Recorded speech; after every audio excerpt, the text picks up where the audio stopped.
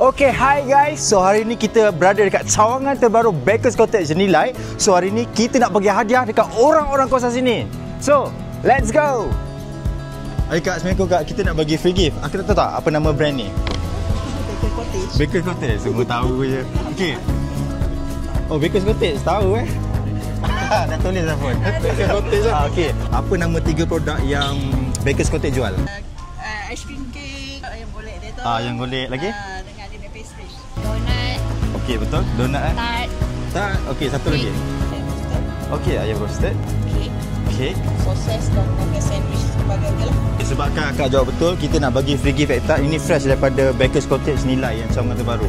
Kita bagi free roasted chicken Baker's Cottage. Betul. Okay. This is free gift. Oh, okay. Terima kasih. Yes, this one roasted chicken from Baker's Cottage. Kita bagi free gift roasted chicken. Ni roasted chicken ni, the whole chicken. Yeah. So kita nak bagi chicken Baker's Cottage. Free gift. Minta akak untuk follow lah Baker's Cottage. Minta untuk follow Baker's Cottage. Ada follow. Ada follow. TikTok. Ada follow, geng. Ada follow, geng. Okay. Cottage, Baker's Cottage. Ni ektak. Okay, terima kasih banyak. Alright, bye-bye.